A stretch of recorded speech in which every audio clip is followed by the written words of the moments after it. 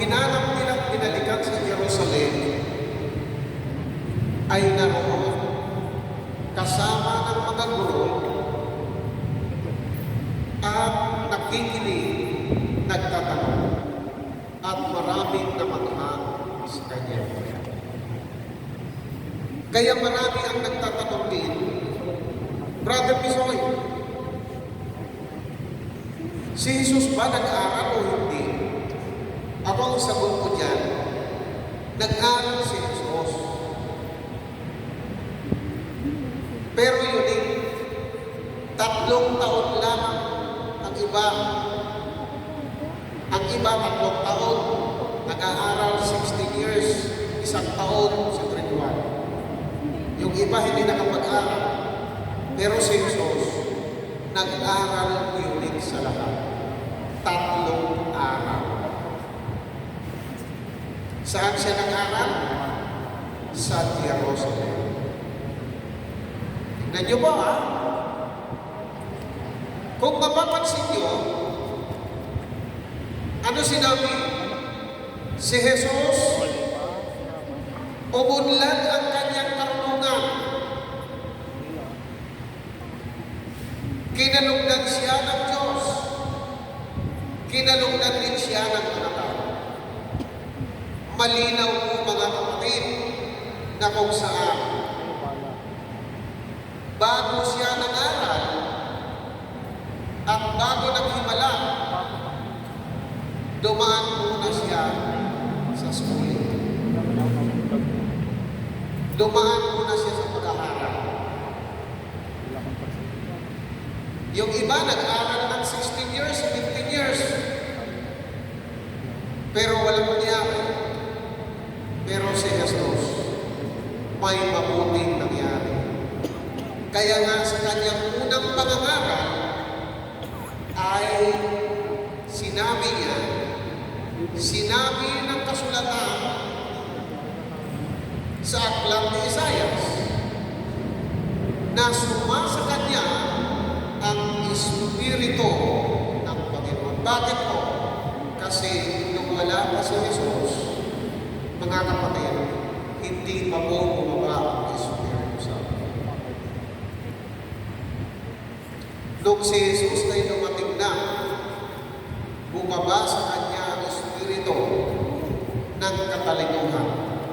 Tandaan po natin, ang Espiritu ng katalinuhan, doon nagmumula ang lahat ng kayamanan. Hindi ka pwedeng makita yung mama kapag hindi ka matalino. Wala pong binanggit doon na umunlad ang kanyang negosyo. Wala pong binanggit doon umunlad ang kanyang trabaho. Umunlad ang kanyang company. Wala. Tandaan po natin, ang karunungan kapag maunlad, lahat ng ating kailangan, pinansyal man o spiritual, i-provide ni Yahweh El Shaddai. Mahalaga po yan. Tingnan niyo po, bibigay ko sa inyo example, ang mga choir na lang. Nag-aral po silang kumanta. Nagpa-practice po silang kumanta. Ang gitarista, nagpa-practice po kumitara. Ang mga pari po natin, nag-aaral sila. Ang mga preacher natin, nag-aaral pa rin hanggang ngayon kahit matagal na sa gawain. Kaya ang pag-unlad ay galing sa pag-aaral. Kaya mga kapatid, si Jesus mismo ang nagtuturo at siya mismo ang pinag-ulan ng ginagawa natin ngayon. Ano sinabi? Umupo si Jesus at nakikinig sa mga guro. Kaya kung Diyos, pinagpala kayo kasi tuwing araw ng Biyernes, nakaupo kayo dyan at nakikinig. Kaya kayo hanggang ngayon matalino pa rin sa tingin ni Yahweh.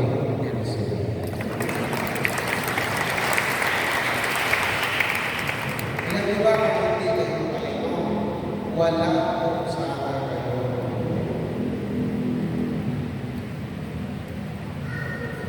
Naintindihan na? Sino ang nagbigay ng talino? Si Lord. Sa panahon ni Jesus, kanyang i-declare na sumasa kanya ang Espiritu Santo. Sino ang nag-declare? Si Kristo Jesus. Kung may karunungan ka at ang Espiritu Santo ay nandiyan pa sa iyo, hindi na mawawala sa iyo kailanman yan. Hanggang sa ikaw ay mawala sa mundo, sasabihin ng Panginoon, tunay na ikaw ay aking anak at tagapagmana ng buhay na wala. Amen ba? Amen? Taas kamay nagsasabi kayo. Amen. Alam niyo kung hindi lang sa inyo ang banal na Espiritu Santo, wala kayo dito. Kasi kunting sipon, kunting lagnat, kunting paghihina, hospital na kayo. Pero bakit kayo naririto? Katulad ng mga manggagawa namin ngayon na naririto at yung mga ibang-ibang chapter, hindi kayo nagsasawa na makinig ng salita ng Diyos sapagkat alam ninyo ang benepisyari ninyo sa is sa pag-ibig ay baliwala kapag wala ang benepisyari galing kay Yahweh.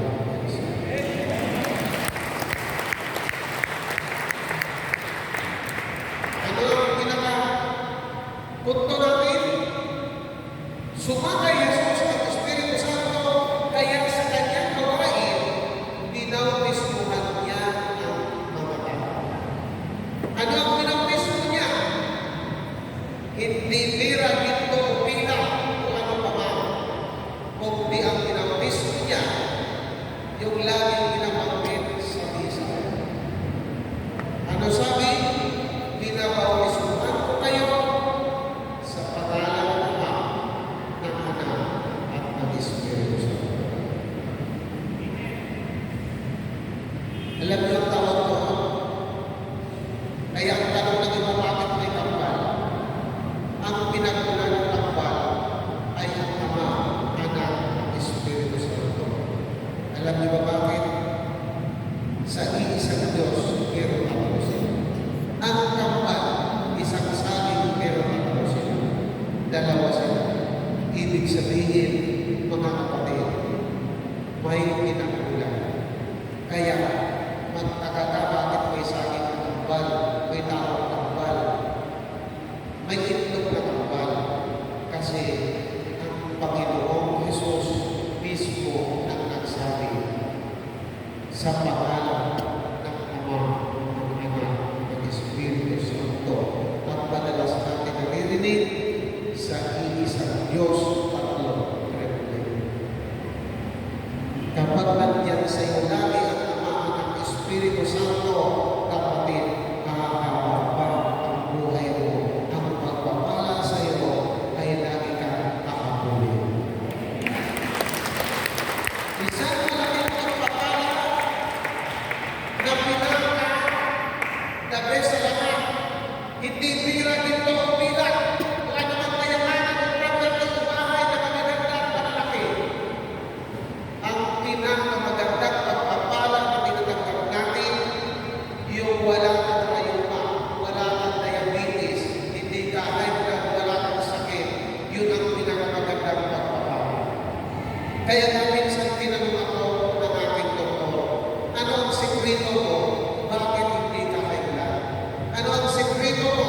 Bakit hindi ka diabetes? Bakit wala kang karamdaman? Ang alam niyo ang sagot ko sa kanya, Dok, ang mayroon sa akin, ito ang wala sa iyo. Ano yun? Sumasa akin ang Espiritu Santo. Ang Espiritu Santo, walang buto, kaya hindi ka mabalian. Ang Espiritu Santo, walang laman, kaya hindi ka magkakasakit sa diabetes, arthritis,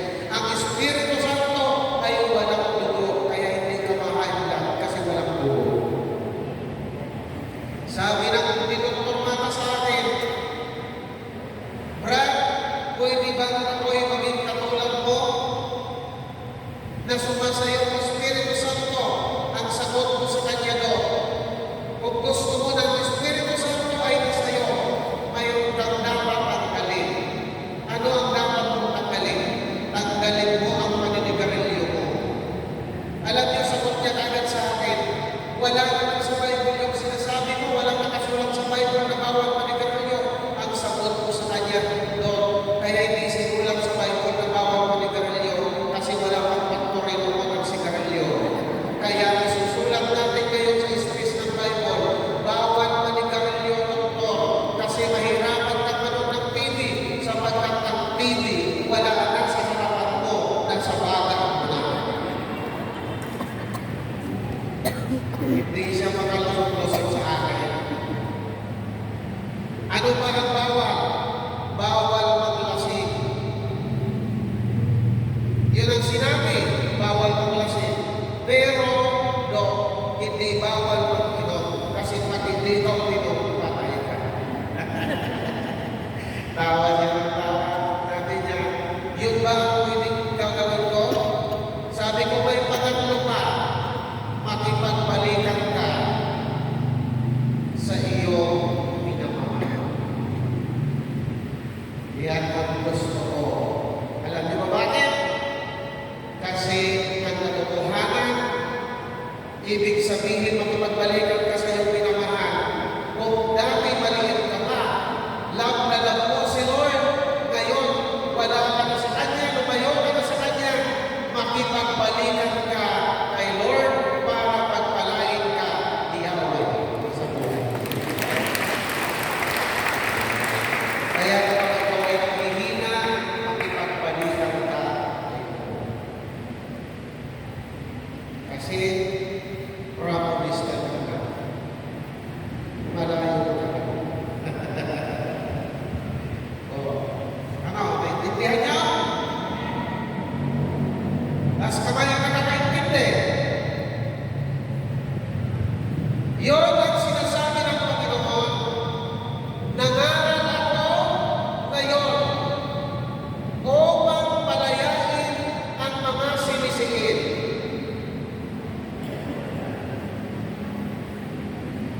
Palayain. Palayain sa karamdaman para lumakas. Palayain sa utang. Palayain sa sama ng loob. Palayain sa galit. Palayain sa inggit hinanakit. Palayain sa kalungkutan. Palayain sa lahat ng kasamaan. At maging malaya ka na maging masaya sa piling ni Yahweh. Sino ang malaya na maging masaya sa piling ng Panginoon? Malaya ka ba kayo? O ano pa sinabi?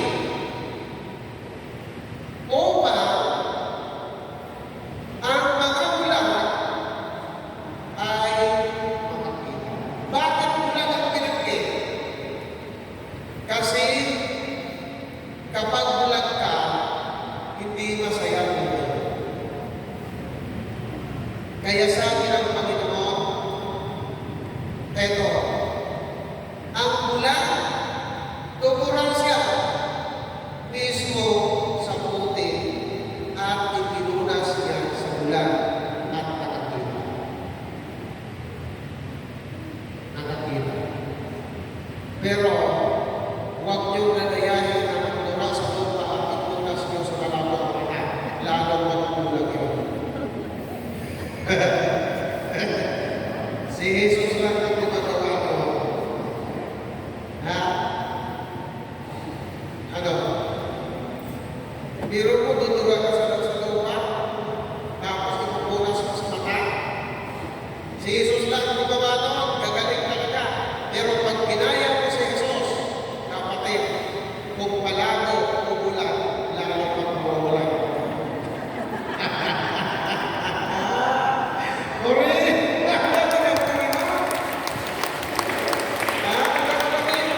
Hindi tuloy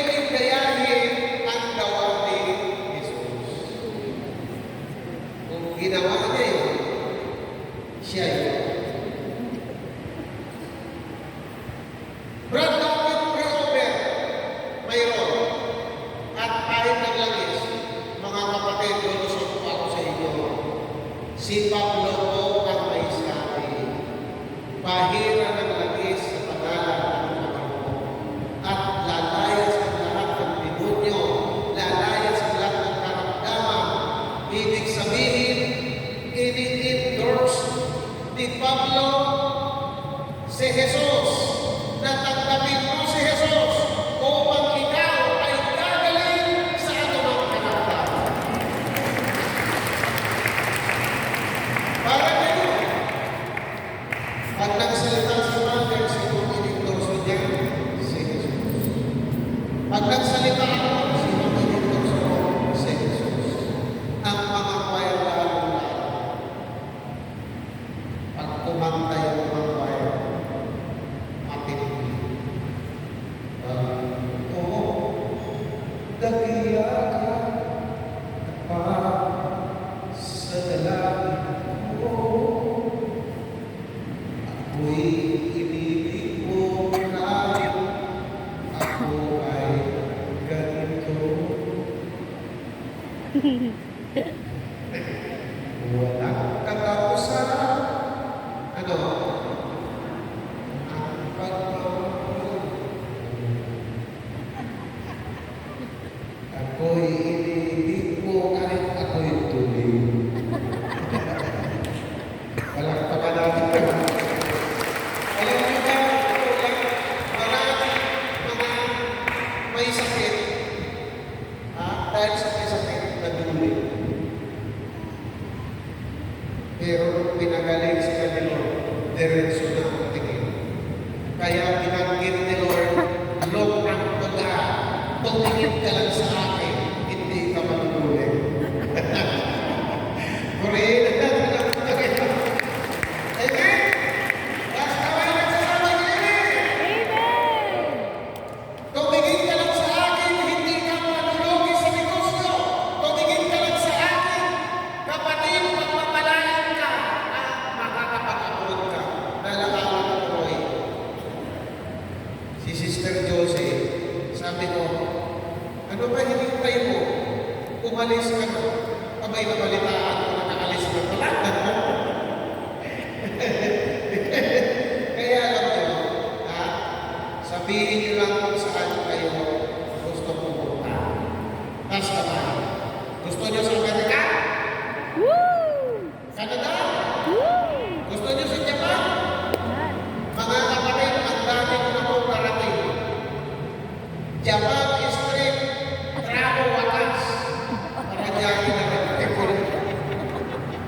Tapos, LA, Ligaw Albay. Tapos, New Washington, malapit po sa Mosul, Makati. Kaya mga kapatid, masiyahan na kayo sa buhay. Sapagkat pagdating sa spiritual, ito sabihin ko sa inyo, ang New Jerusalem ay hindi mo bansa ang tinutukoy, kundi ikaw at ako ang Jerusalem na tinutukoy. Hello? Pagdating sa spiritual, mga kapatid, ang langit na tinutukoy wala po sa taas. Ang langit na tirahan ng Diyos, sino? Ikaw at ako. Bakit? 1 Corinthians chapter 3, verse 16. Hindi niyo ba alam na inyong katawan ay templo ng Diyos at naninirahan sa inyo ang kanyang Espiritu? Ang sino magwasak nito ay parusahan ng Diyos. Kaya ano ang gusto niyo? Parusa o pagpapala? Magpapala. Kaya yung manatili 24 hours ang langit na bigay ni Yahweh El Shaddai.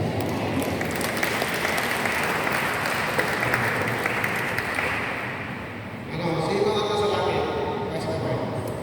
Dalawang tao. Woo! Lumaman ay langit. Ano? Narin. Tingnan niyo yung mga ngiti.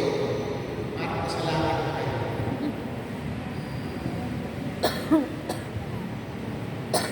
Tingnan mo yung katabi mo. Pag hindi ka na nakakiti ka na, sabihin mo, nasaan ka ba? Sa Baclaran ka o sa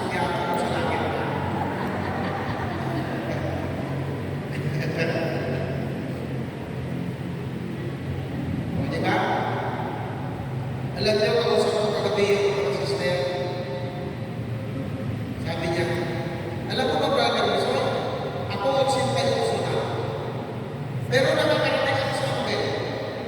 Sabi ng isa, kabarkada sila, ako po 78. Tapos may pilosopo dumating sa likod namin.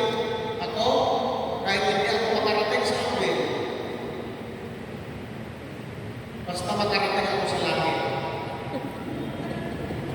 Kahit hindi siya makarating sa akin, basta makarating sa langit.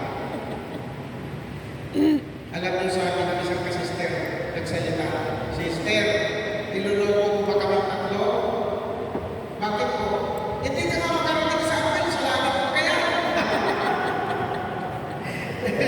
Ginaya niya yung sinabi ko minsan sa kanya, umamoy siya.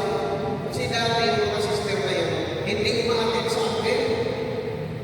Pero, noong napakinggan nila ang totoo, pag hindi ka makarating sa akin, makakalapit sa langit, hindi lang makarating.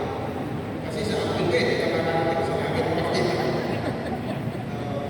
May natutunan, gano'n ang gawin ninyo. Kapag may nakikinusuko, tandaan nyo, hanggang kayo ay malakas ang tuhod nyo at maganda pa ang pag-iisip ninyo, hindi pa kayo napupulianin, umatin tayo na umatin sa mga gawain katulad nito, Friday at Sabado, paglinggo ba ng Manisa, mga kapatid, hahaba ang buhay ninyo. Amen? Basta may nagsasabi ng amen. Maniwala kayo, may himala ang Diyos sa buhay ninyo. Amen? Mga kapatid, habang kayo ay nasa Panginoon, dito sa balang lupa, malakas pa tayo, i-enjoy mo natin. Amen? Nanay, taon ka na. Si Binte, ikaw na. Si Binte, si Binte to. Sila ng asawa, aatin dito, aatin sa Lancaster. Ha? Sa Bukandara, sa Trote. Oh. Ang dami din natin na dito. Ha? Ang dami din natin na. Kaya malakas lagi.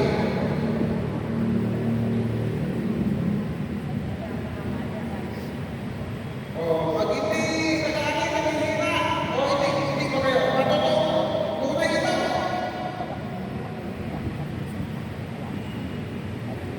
Oh, totoo. Nanghihina siya pag hindi siya nag-aaral. Ako naman, gusto niyo malaman? Isang linggo lang ako dito nakapag-preach. Ha? Para ako matulog. Parang di ako makakilos. Kaya alam nyo, wala akong tigil. Kahit December, hanggang bagong taon, yung iba namin kasama akong tigil sa pangangarap ako hindi. Kasi may sarili akong company na nagtutulwak sa koron. Tapos, nag-difference ako ng 15 minutes. General Contact. Kaya hindi ako nawawala ng conference. Kahit tingin ang gawain sa gawain ko ito, sa LCDI, doon, tuloy pa rin. Pati sweldo ko, tuloy pa rin. Amen.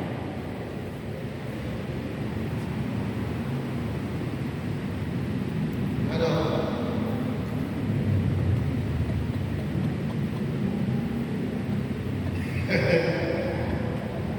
Wala tayong sweldo, ako mayroon.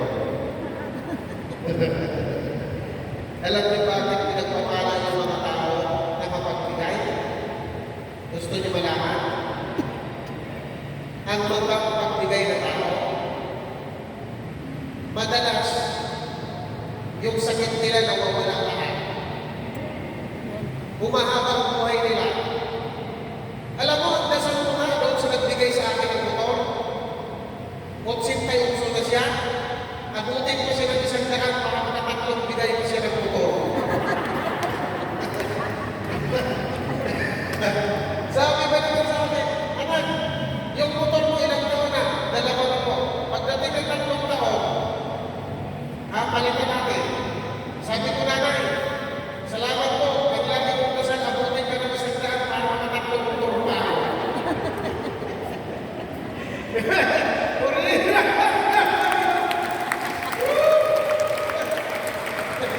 Kita niyo?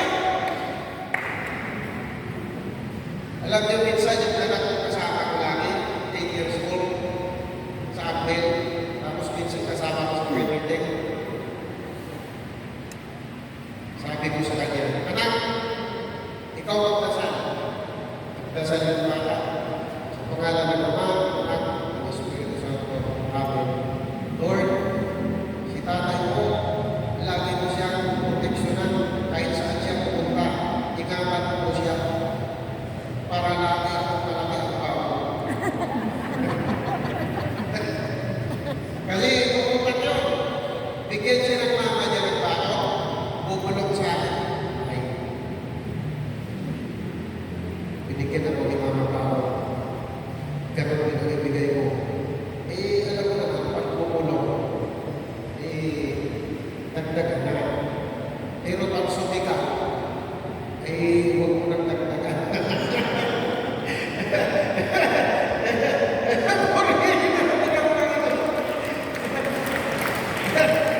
Tinutulugan ko yan. Tinutulugan ko. At butihin, pag-aaral ko. Gayahin ko ang matalino. Ano? Matalino? Apat na beses ka sa pagkuhan.